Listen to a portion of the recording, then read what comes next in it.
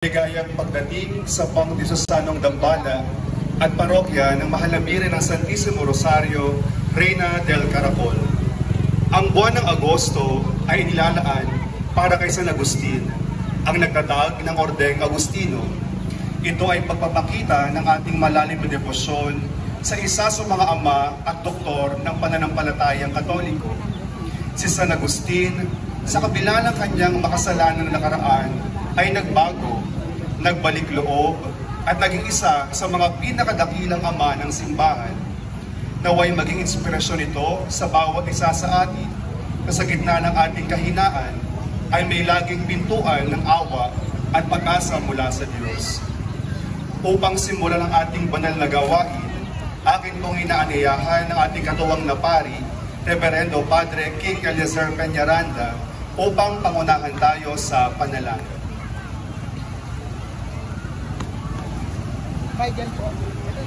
Sa ngalan ng Ama, at ng Anak, at ng Espiritu Santo. Amen. Ama naming makapangyarihan, pinupuri ka namin sa sandalang ito na kami iyong tinipon. Salamat sa pagpapadala ng mga banal upang maging huwaran namin sa aming paglalakbay dito sa lupang ibabaw. Nawa ay matularan namin ang mga Agustinong banal upang aming isabuhay ang kanilang mga halimbawa ng kabanalan. Nawa ang prosesyon na aming gaganapin ay maging paalaala sa amin na ang buhay namin dito sa lupa ay isang paglalakbay at ang aming patunguhan ay ang tahanan na iyong inihanda sa amin sa kalangitan. Inihiling namin ito sa pamamagitan ni Jesucristo kasama ng Espiritu Santo magpasawalang hanggan. Amen. Sa ngalan ng Ama at ng Anak at ng Espiritu Santo. Amen. Maraming salamat po, Father King. Nais po namin magpasalamat sa ating Kura Paroko, Agustin. Ito po ay pangungunahan ng Krus ng Cereales.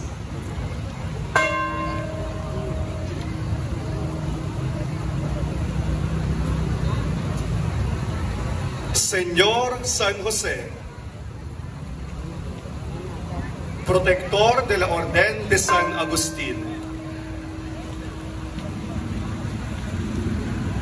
Si San Jose ang patron ng Santa Iglesia Katolika ng mga ama at manggagawa, isang karpinterong taga Nazareth, Galilea at mula sa lahi ni Haring David.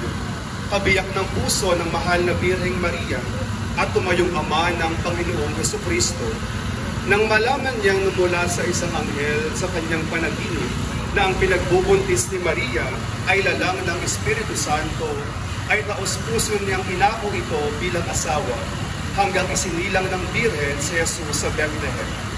Katuwang ni Santa Maria, inalagaan niya si Jesus na parang tunay niyang anak. Camarero, Pamilya Soriano. Señor San Jose, ipanalangin mo kami. San Ambrosio de Milan,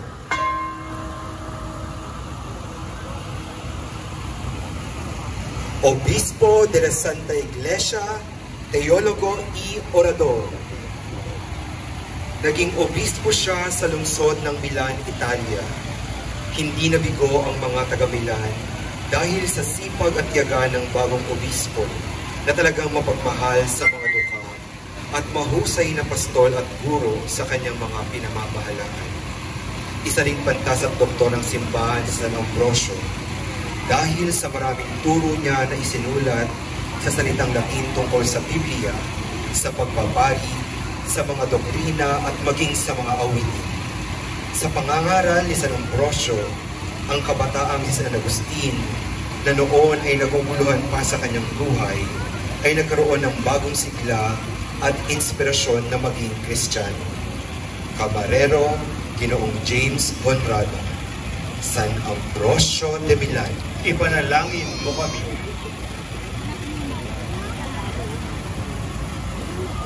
San Ezequiel Moreno y Diaz, Agustino Recoleto, misionero, obispo de Peñara y Pasto, patrón de los Agustinos Recoletos en las Filipinas. Si Ezequiel ay pinanganak sa Alfaro sa Espanya, kasulat sa mga material na bagay ngunit pinalaki ng kanyang mga magulang na mayaman sa pagmamahal sa Diyos. Napabilang siya sa mga Agustino Recoleto, kung saan may monasteryo na noon ay tanyag sa pagpapadala sa mga misyonero sa Amerika at sa Pilipinas. Dumating sa Ezekiel dito sa Maynila noong 1817 at dito na rin siya inordinahan bilang pari noong 1871. Sa 15 taong pamamalagi sa Pilipinas, naging matatas siya sa wikang Filipino at nakapaglingkod sa mga lalawigan ng Iloilo, Mindoro, Palawan, Batangas at Cavite. Camarero, Ginoong Raven Christian Ortiz, San Ezekiel Moreno E. Diaz, Ipanalangin mo kami.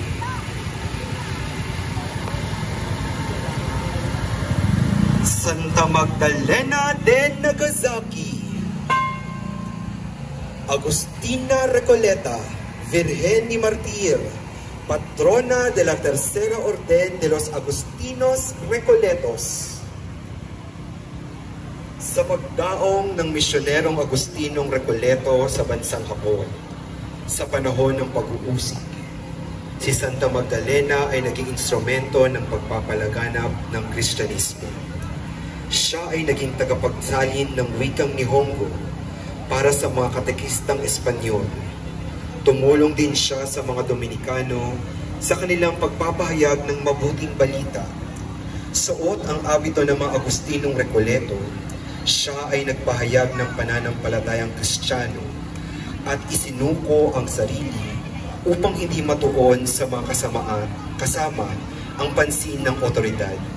Siya ay pinahirapan at ibiniti ng patiwari kasama ni San Lorenzo Ruiz hanggang mamatay.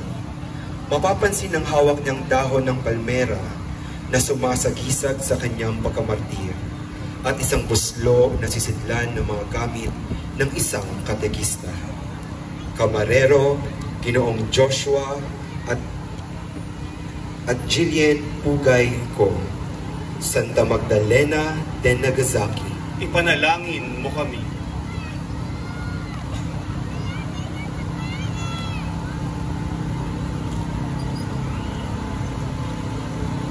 Santa Rita de Cassia, abogada de los casos imposibles.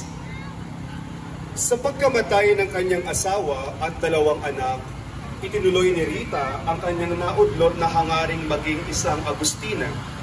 Dahil sa kanyang matiyagang pakikiusap sa mga madre ng monasteryo upang siya ay tanggapin, hinainan siya ng mga ito ng kondisyon na kung mawawakasan niya ang alitan ng 2 maimpluwensyang angkan sa Cassia, kung saan siya ay miyembro ng isa sa mga sangkot na pamilya, siya ay mapahihintulutang makapasok sa monasteryo. At sa edad na 36, ito ay kanyang napagtagumpayan. Sinasabing noong siya ay 60 taong gulang, habang nagninilay sa harap ng krusipiho, isang maliit na sugat ang lumabas sa kanyang noo na tila gawa ng isang tinik. Ang stigmata na ito ay kanyang tinaglay sa loob ng 15 taon. Camarero, Ginoong John Roland Castro, Santa Rita de Cassia, ipanalangin mo kami.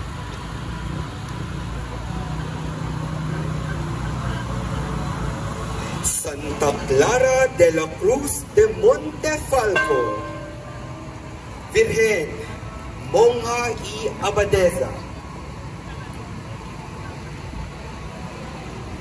magtatatag sana ang magkapatid na Clara at Juana ng monasteryo para sa mga Fransiskanong laiko. Ngunit hindi pa man natatatag ang sangay na ito ng Orden ni San Francisco, kung kaya't ito ay naitatag sa regula ni San Agustin.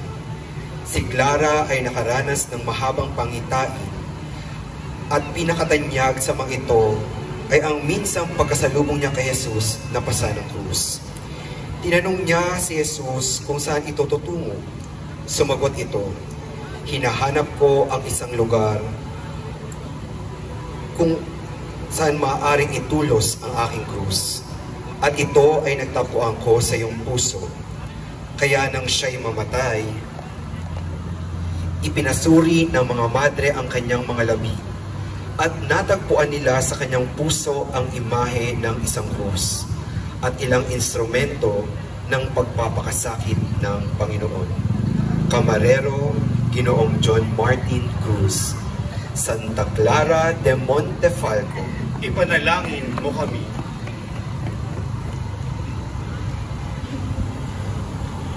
Santo Tomas de Villanueva, Padre de los Pobres, Arzobispo de Palencia. Nag-aral si Tomas Martinez Garcia sa bayan ng Villanueva sa bansang Espanya. Pumasok siya sa komunidad ng mga Agustino at naordinahang maging isang pari sa edad na 30. Dahil sa talas ng kanyang mga humilya laban sa mga imoralidad at marangyang pamumuhay, pati mga kapwa niya obispo ay kanyang nakagalit. Kaya naman naglunsad siya ng isang sinodo na naglayong magkaroon ng reforma sa moralidad ng mga kapwa niya pari. Sa tindi ng kanyang pagmamalasakit sa kanyang kapwa na nangangailangan, nakapagbukas siya ng mga pamantasan, bahay ampunan at muling ipinatayo ang ospital ng Palencia. Makikitang siya'y may dalang buslo ng salapi. Camarero, Dr. Lorenzito Atangan. Santo Tomas de Villanueva, Ipanalangin mo kami.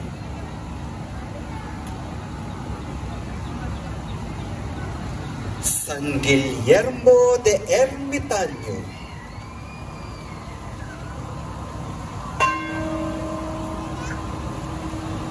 si San Guillermo ay ipinanganak sa Pransya at namuhay sa kasalanan. Sa kanyang pagbabagong buhay, siya ay nagtungo sa banal na lupain ng Jerusalem na tagubilin sa kanya ni Papa Eugenio III bilang pagtidika at pagsisisi sa kanyang mga kasalanan. Sinubukan niyang magkaroon ng reforma sa pamumuhay at alituntunin ng mga ermitanyo sa Toscana, Italia. Ngunit siya ay nabigo. Gayunpaman, hindi siya sumuko. Tinungo niya ang maladesyertong lambak ng Malabal sa Grosseto upang doon manirahan, manalangin at magtika hanggang sa huli niyang hininga. Makikitang tangan ng imahe ni San Guillermo ang krus ng pagninilay at latigo ng pagtidika. Kadalasang suot ng imahe ng kanyang balabal sa ulo bilang pagkukumpli ng kanyang pagkatao. Alinsunod na rin sa mga prinsipyong batayan ng pagiging ermitanyo. Camarero, Ginoong Edwin Christopher Legazpi. San Guillermo de Ermitaño, ipanalangin mo kami. San Fulgencio de Ruspe, Obispo y Abad de Africa del Norte.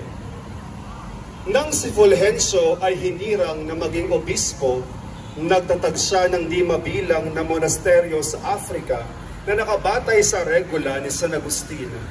Dahil sa kanyang mga pangangaral na si Jesus ay parehong Diyos at tao, siya ay pinatapon sa Sardinia ng mga bandadong monopolista na naniniwala lamang na si Jesus ay hindi tao, kung hindi Diyos lamang.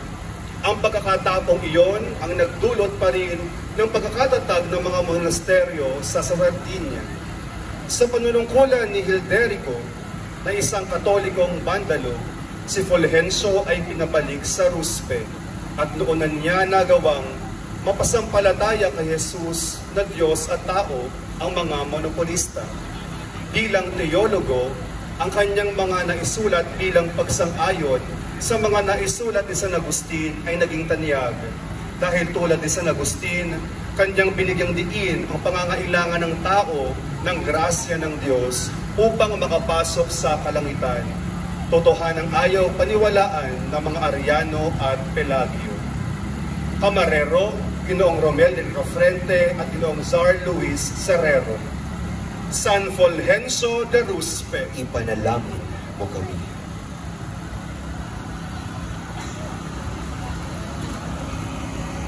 San Liberato de Gafsa, Abad y martir. Si San Liberato ang punong monghe ng 7 Agustinong pinaslang sa Gafsa dahil sa pagpapahayag ng kanilang pananampalataya. Nagkaroon noon ng dekreto ang bandalong hari na si Hunergo na ipasara ang lahat ng mga monasteryo, pati na rin ang pagtatalaga ng mga monghe at mongha sa serbisyo ng mga Moro. At hindi nakaligtas sa dekretong ito ang mga monghe ng Gafsa sa Hilagang Afrika. Sila ay kinulong at dinaglaon, ay ipinag-utos ng hari na ipapatay dahil ayaw nilang talikuran ang ating Panginoon. Sila ay isinakay sa isang bangka at ipinalaot sa dagat upang sunugin. Ilang ulit tinangkang pagliyabin ang bangkang naglululan sa kanila, ngunit hindi ito masunog-sunog.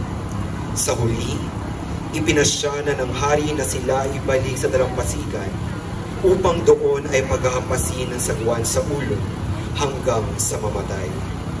Nang sila ay mga wala ng buhay, ang kanilang mga labi ay tinapon sa dagat. Ngunit dahil sa kagustuhan ng kanilang mga kasamahang pinalad na hindi madakip na sila ay mabigyan ng marangal na libing, ang kanilang mga labi ay inihaon mula sa dagat. Camarero, Ginoong Chari Pio, San Liberato de Gafsa, Ipanalangin mo kami. San Alipio de Tagaste, Obispo, disipulo y compañero de San Agustin. Nang si Alipio ay naging estudyante ni Agustin sa Cartago, di naglaon, kinilala ni Agustin si Alipio bilang kanyang kapatid sa damdamin dahil pareho at sabay nilang ginawa ang kanilang pagkamit sa buhay at sabay ding bininyagan ni Ambrosio noong taong 387. Siya ay nakasama sa Sinodo sa Cartago upang makipagtalakayan sa mga Donatista at lagi niyang bitbit sa Italia ang mga akda ni San Agustin na tumutuligsa sa pag-uusig ng mga pelaryo na nagnanais na maibahagi ito kay Papa Bonifacio. Nakibahagi din siya sa Sinodo ng Milan kung saan ay sumulat siya ng sulat sa ulat para kay Papa Inocencio. Camarero, Pamilya Balbuena, San Alipio de Tagaste, ipanalangin mo kami.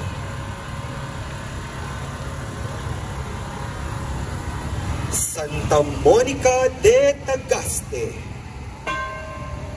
la Madre de San Agustín, modelo de los madres, consuelo de las viudas. Huwaran ng may asawa, mga ina at mga balo. Si Santa Monica ay isinilang sa Tagaste, Africa. Napangasawa niya si Patricio, isang pagano at di binyagan. Upang magbalik loob ang kanyang asawa, biyenan at anak na si San Agustin, ay dalawa ang kanyang ginamit na paraan: pananalangin at pagpapakasakit.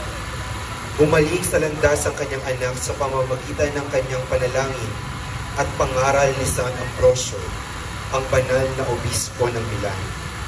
Bago namatay si Monica, ay ito ang huli niyang hiling sa kanyang anak: hindi mahalaga kung saan man ako paligid.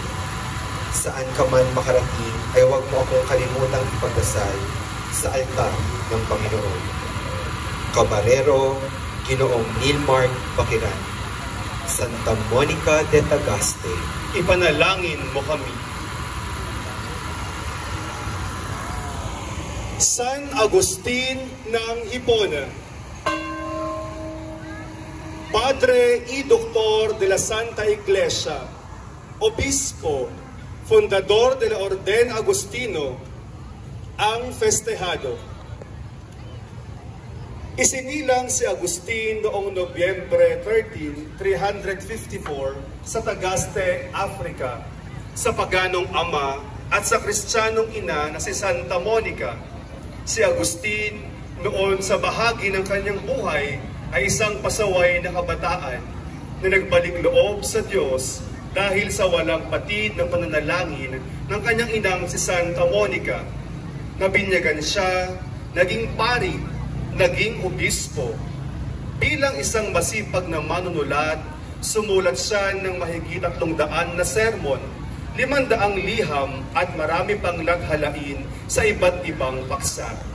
Kinikilala si San Agustin bilang ama ng pananampalatayang Caviteño. Camarero, Ginoong Luis Marsilia Jr.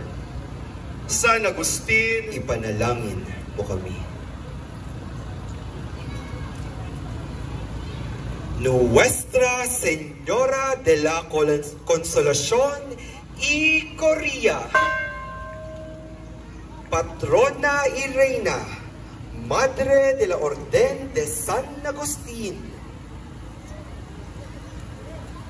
Ang imahe na ito ng mahal na Birheng Maria ay naglalarawan noong siya ay nagpakita kay Santa Monica, ang ina ni San Agustin. Labis ang hinagpis na nadarama ni Santa Monica sa kawalan ng pag-asa na pagbabago si San Agustin sa masamang pamumuhay. Dahil dito ay inaliw siya ng Birheng Maria at ibinigay sa kanya ang Corría, isang itim na sinturon na tanda ng pag-asa na ang kanyang anak ay magbabago at magiging dakilang santo. Sa kasalukuyan, ang Corría ay isinusuot sa baywang ng mga Agustino bilang alaala sa pagbabagong buhay ng kanilang tagapagtatag na si San Agustin. Camarero, Ginoong Marlon Legazpi. Nuestra Señora de la Consolación y Corría.